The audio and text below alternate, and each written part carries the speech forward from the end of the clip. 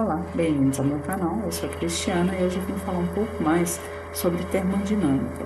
O tema desse vídeo de hoje é o ciclo Brayton. O ciclo Brayton, ele está no capítulo 9 do Moran Chapeiro, da 8ª edição, e ele está dentro do item que é chamado Modelando Instalações de Potência com Turbinas a Gás. Então, antes de entrar no ciclo Brayton propriamente dito, é importante a gente explicar a diferença, né, entre o ciclo Brayton e o ciclo de Rankine, ou pelo menos das instalações de turbinas a gás e turbinas a vapor.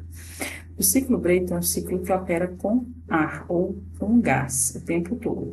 Então, é sempre a substância, né, na fase gasosa. Na turbina a vapor, que é o caso do ciclo Rankine, a gente trabalha o ciclo como uma mistura de líquido mais vapor. Então, essa é a principal diferença entre esses dois ciclos. Bom, no ciclo de turbinas a gás, a gente pode ter o ciclo operando em modo aberto ou em modo fechado. O modo aberto seria essa imagem aqui. Então, o ar entra no compressor, ele é comprimido e ele é levado para uma câmara de combustão, onde ele é colocado em contato com o combustível, acontece uma reação química e ele é direcionado para uma turbina que produz o trabalho. E é liberado aqui, né, os produtos normalmente na atmosfera. No ciclo fechado, eu tenho o ar trabalhando em modo fechado, ou seja, o ar entra no compressor, passa por um trocador de calor, é direcionado à turbina e depois ele passa por um trocador de calor para fechar o ciclo. Bom, a gente vai trabalhar sempre, né, o livro trabalha considerando que o ar se comporta como um gás ideal e ele simula, né, que o aumento de temperatura que resultaria da combustão é realizado através da transferência de calor de uma fonte externa. Então, se a gente volta nesse slide aqui, a gente está trabalhando com esse ciclo aqui e assume que o calor que entra aqui na forma do combustível, ele seria substituído por um calor normal no trocador de calor. Aí, agora a gente pode entrar, né, de fato, no ciclo padrão de Brayton. Então, ele vai trabalhar, né, com uma turbina a gás de ar padrão e o ciclo pode ser aberto ou fechado, tá? Então, ele vai trabalhar com o ciclo fechado, qualquer que seja a circunstância, ele sendo aberto ou fechado, mas trabalha-se sempre um modelo, né, de um ciclo fechado. E o que a gente tem? No ciclo aberto, o ar entra aqui no compressor no estado 1 e vai retornar no estado 4 a uma temperatura superior. Então, pode-se pensar no ar que passa como se passasse em um ciclo termodinâmico. Então, para ele sair dessa temperatura superior aqui no estado 4 e chegar nessa temperatura do estado 1, que é de entrada dele, isso poderia ser conseguido colocando-se um trocador de calor. Aí o ciclo constituído por esses equipamentos é o ciclo de ar padrão Brayton. Bom, para simular, né, para calcular essas transferências de calor e trabalho, a gente sempre trabalha com a primeira lei da termodinâmica. Então, nesse item, a gente vai sempre assumir, né, nesse capítulo, a gente vai sempre assumir que as variações de energia cinética e potencial nos equipamentos são desprezíveis. Além disso, no compressor e na turbina, as perdas de calor para o ambiente vão ser desprezíveis também. Então, na turbina, o que sobra? Que a potência por unidade de vazão é igual à variação de entalpia, então H3 menos H4. Como a entalpia de 3 é maior do que a entalpia de 4, esse valor é positivo. No caso do compressor, a equação ela fica semelhante, né? Então, a potência por unidade de vazão é igual à variação de entalpia, só que aqui a gente já está trabalhando com o valor em módulo, tá? Então, quando é chamado W.C, já é o valor em módulo. Então, no compressor fluido, o ar, né? Ele entra a baixa pressão e baixa temperatura e sai a alta pressão e alta temperatura. Então, a entalpia na saída é maior do que a entalpia na entrada, de maneira que esse valor aqui já fica, de fato, positivo. No gerador de calor, no qual ele está ganhando calor, né? Então o calor adicionado seria simplesmente H3 menos H2, porque no trocador de calor a gente não tem trabalho mesmo. Então, a entalpia de saída menos a entalpia de entrada. Como ele recebeu energia, a entalpia de saída é maior do que a de entrada, então valor positivo. Finalmente, o calor rejeitado nesse trocador de calor seria a variação da entalpia de maneira semelhante ao que foi feito por trocador de calor no qual o calor é adicionado. A diferença aqui é que, se a gente aplicar a primeira lei, o calor de saída ele seria negativo.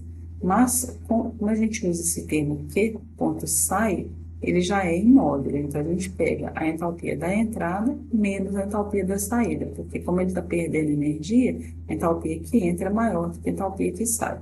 Então, todos esses parâmetros aqui, eles estão dados em módulo, ou seja, com valores positivos.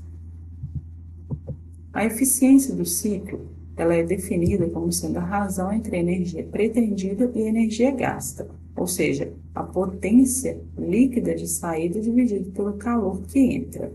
A potência líquida seria a potência da turbina menos a potência do compressor. Então, usando a primeira lei, as equações do slide anterior, a gente tem H3 menos H4, potência da turbina por unidade de vazão, H2 menos H1, potência do compressor por unidade de vazão, e calor que entra, variação da entalpia. É definido também a razão do trabalho reverso. O que seria essa razão do trabalho reverso? É a razão entre a potência gasta e a potência produzida. Obviamente, esse valor tem que ser menor do que 1, porque a turbina que alimenta o compressor. Então, no caso, usando as equações da primeira lei, a gente chega nesse valor.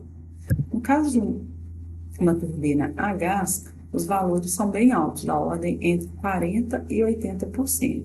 Isso acontece porque a potência, né, pode ser calculada por essa expressão, e como o compressor trabalha o tempo todo com gás, o volume específico do ar é grande, então a potência é grande também. Quando a gente compara os valores dessa razão do trabalho reverso de um ciclo operando com uma turbina a gás, como no caso do ciclo Brayton, com os valores de um ciclo operando com uma turbina a vapor, que seria o caso do ciclo de Rankine, os valores são bem mais altos. Então, para turbinas a gás da ordem de 40% a 80%, para turbina a vapor da ordem de 1 a 2%. Por quê? Porque no ciclo a vapor, o compressor é substituído por uma bomba que trabalha com líquido. Então, o líquido comprimido, ele tem baixo volume específico. Então, a potência seria pequena e esses valores ficam bem menores. Então, no caso do ciclo Brayton, a gente trabalha considerando o ar como um gás ideal, então os valores das entalpias podem ser determinados através da temperatura usando os dados da tabela A22.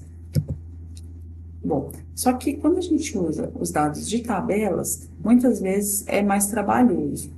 Então, a gente pode trabalhar com a análise de ar padrão frio, no qual a gente assume que os calores específicos são constantes. Então, dessa maneira, a variação da entalpia é igual a Cp vezes a variação de temperatura. Então, eu posso trabalhar somente com as temperaturas. Com isso, eu perco um pouco em precisão, mas eu ganho bastante na simplicidade. O modelo fica mais simples de ser aplicado. É importante ressaltar, né, que as equações anteriores da primeira lei da termodinâmica, elas vão ser válidas tanto para processos reversíveis como para processos irreversíveis, porque é um balanço de energia simplesmente. No ciclo ideal de Brayton, a gente vai trabalhar somente com processos reversíveis. Por que a gente estuda, né, o ciclo ideal, sendo que ele não existe na prática?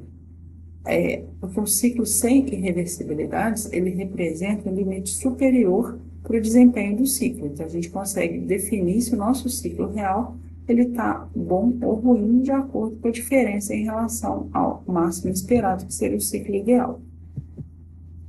Então, o que seria o ciclo ideal? A gente assume que não existem irreversibilidades, ou seja, então nos trocadores de calor o processo ocorre à pressão constante. E na turbina e na bomba os processos ocorrem sem troca de calor, e aí é o processo isentrópico, adiabático, sem troca de calor, né? Reversível é também o processo isentrópico. Então, as nossas condições, né, ideais seriam pressão constante nos trocadores de calor e processos isentrópicos na turbina e na bomba. Então, o gráfico do ciclo é representado, a gente pode representar graficamente o ciclo através desses dois gráficos. Então, o diagrama pressão, volume específico e o diagrama temperatura e entropia. Então, o processo 1, 2 é o processo no compressor. Então, o processo no compressor ele é um processo isentrópico. Então, no gráfico temperatura e entropia, ele seria uma linha vertical. No diagrama pressão-volume específico, o que nós temos? O compressor eu tenho um aumento da pressão e uma redução do volume específico. Bom, o processo seguinte é o trocador de calor. Trocador de calor no qual o ar vai ganhar energia. Esse processo ocorre à pressão constante. Então, no diagrama pressão-volume específico, uma linha horizontal, no qual o volume específico aumenta. O diagrama temperatura e entropia, ele segue a linha de pressão constante, aumentando a temperatura e a entropia. Na turbina, há uma queda de energia, o ar é expandido. Então, a temperatura cai em um processo isentrópico, uma linha vertical no diagrama temperatura e entropia. E no diagrama pressão-volume específico, a gente tem uma redução da pressão e um aumento do volume específico. O ciclo é fechado em um outro trocador de calor. Então, o processo ocorre à pressão constante, volume específico, a temperatura e a entropia são reduzidas. Se o ciclo é reversível, a gente pode usar esses diagramas para determinar graficamente o calor do trabalho.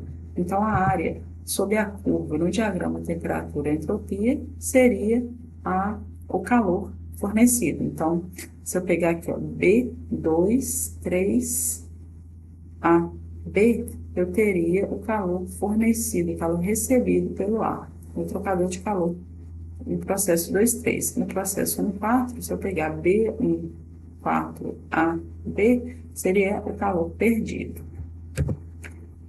No diagrama pressão-volume específico, a potência, né, por unidade de vazão seria a integral de VDP. Então, eu jogo para o lado de cá e eu acho. Então, eu trabalho aqui no compressor e aqui eu trabalho na turbina. A gente pode trabalhar também utilizando o conceito da pressão relativa, que é dada na tabela A22. Então, em um processo isentrópico, a razão entre a pressão reduzida e a pressão é constante. Tá? Então, isso foi visto lá no item 6.11.2. Tá? Então, como o processo no compressor é isentrópico, então PR1 sobre P1 é igual a PR2 sobre P2. Da mesma forma, na turbina também tem um processo isentrópico, que é o processo 3,4. Então, PR4 sobre P4 é igual a PR3 sobre P3. Como a pressão no ponto 4 é igual à pressão no ponto 1 e a pressão no ponto 3 é igual à pressão no ponto 2, eu posso encontrar o PR4, ou a relação, né, entre PR4 e PR3 através de P1 sobre P2. Por que é importante a gente falar isso? Porque P2 sobre P1 é a razão de compressão no compressor. Então, normalmente esse valor é dado. Então, eu tenho P2 sobre P1. E esse PR eu posso encontrar direto na tabela A22. Então, por exemplo, né, eu tenho que a temperatura de 200 graus, o meu PR teria esse valor. Então, o valor é dimensional. A definição dessa pressão relativa é isso daqui. Exponencial desse S0 de T dividido por R. Esse S0 a gente viu também em vídeos anteriores, que é um parâmetro para a gente conseguir determinar a variação de entropia de um gás ideal. Pelo menos a parcela, né, que não depende da pressão. E esse R aqui é a constante do ar.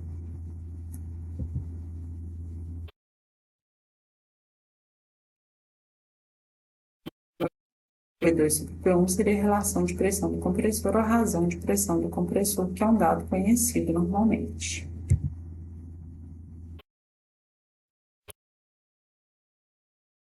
Essa análise, né, usando os valores de PR, ela é feita quando a gente está utilizando as tabelas de gás ideal. Se a gente usa a análise de ar padrão frio, a gente assume que os calores específicos são constantes. Então, a variação de entalpia é dada por Cp vezes a variação de temperatura. Além disso, a gente precisa de equações adicionais. Então, a gente sabe que o processo isentrópico é um processo politrópico com N igual a K. Esse K é a razão dos calores específicos. Então, o que a gente pode concluir, né? Se a gente fizer a análise do tipo PV elevado a K é uma constante, e além disso, PV sobre T também é constante, a gente consegue relacionar a temperatura com a pressão. Então, eu tenho a relação entre T2 e T1 em função da razão de compressão. Então, eu consigo, conhecendo-se T1, que é a temperatura do ar na entrada do compressor, eu consigo determinar a temperatura T2, sabendo-se a relação de compressão. Da mesma forma, eu posso determinar a temperatura T4 em função da temperatura T3. Normalmente são conhecidos os estados, né, na entrada do compressor e na entrada da turbina. Então, com essas relações, a gente consegue encontrar a temperatura T2 e a temperatura T4 e fechar o ciclo. Bom, é interessante a gente discutir também qual que é o efeito da relação de pressão sobre o desempenho. A gente sabe que a eficiência térmica ela vai aumentar com a razão de pressão. Como é que a gente pode visualizar isso? Então, vamos imaginar que eu tenho um ciclo, tá? Representado no diagrama temperatura e entropia. Então, o ciclo 1, 2, 3, 4, 1. Para eu avaliar o aumento da relação de pressão, eu vou trabalhar com o ciclo 1, 2 linha, 3 linha, 4, 1. Por quê? Eu estou mantendo a pressão 1 constante e aumentando a pressão 2. Então, com isso, eu aumento a relação de pressão. Quando a gente compara os dois ciclos, a gente percebe que o ciclo linha, né, a temperatura média de adição de calor vai aumentar. Como o processo de rejeição é o mesmo, eu aumento a eficiência. Isso pode ser visto matematicamente, né, fazendo-se essa análise de ar padrão frio. A gente já tinha visto que a eficiência do ciclo é dada por essa expressão. Então, se eu substituir a variação de entalpia por Cp delta T, eu consigo ver isso daqui, substituir, né, o calor específico constante, a equação ficaria dessa forma. Ou, de uma maneira mais simplificada, dessa maneira. Como a gente identifica, né, que T4 sobre T1 é igual a T3 sobre T2, a eficiência fica dada em função dessas grandezas, ou seja, se eu mantenho T2 constante e aumento, se eu mantenho T1 constante e aumento o meu T2, esse número aqui diminui e a minha eficiência aumenta. Isso pode ser visto em função também da da relação de pressão. Se eu vou aumentar esse valor aqui, P2 sobre P1, a minha eficiência também vai aumentar. Bom, no entanto, existe um limite metalúrgico para a máxima temperatura na entrada da turbina. Então, como é que a gente pode avaliar isso? Se eu pegar dois ciclos que têm a mesma temperatura de entrada na turbina, tá? Então, T3 aqui igual a T3 linha, e diferentes relações de compressão, P2 sobre P1, mantendo ainda aqui a mesma pressão no ponto 1, da entrada do compressor. Então, a gente percebe que, se eles têm temperaturas diferentes, mas pressões diferentes, os ciclos vão ser diferentes. Então, o ciclo A é esse ciclo aqui, que tem uma maior pressão na entrada da turbina. Que essas linhas aqui, ó, são linhas de pressão constante. Então, como essa aqui está mais para cima, a pressão no ciclo A é maior do que a pressão no ciclo B. Então, a relação com a pressão de entrada é a mesma, a relação de compressão no ciclo A é maior do que a relação de compressão no ciclo B. Então, isso significa que a eficiência de A é maior do que a eficiência do ciclo B. Bom, só que, na verdade, embora ele tenha maior eficiência, se a gente quiser trabalhar com a mesma potência nos dois ciclos, eu vou precisar de uma maior vazão nesse ciclo. Então, meu sistema precisaria ser com maiores dimensões, então seria um sistema mais caro. E aí, esse parâmetro tem que ser avaliado também, tá? Quando a temperatura não pode ser tão alta, né, por causa desse limite metalúrgico, e temos que olhar não só a eficiência, mas também as dimensões. Então, tem que ser feita toda uma análise termoeconômica. Bom, o ciclo ideal era esse. No próximo vídeo, eu vou falar sobre as irreversibilidades. Então, seria o ciclo real de Brito. Obrigada. Até mais.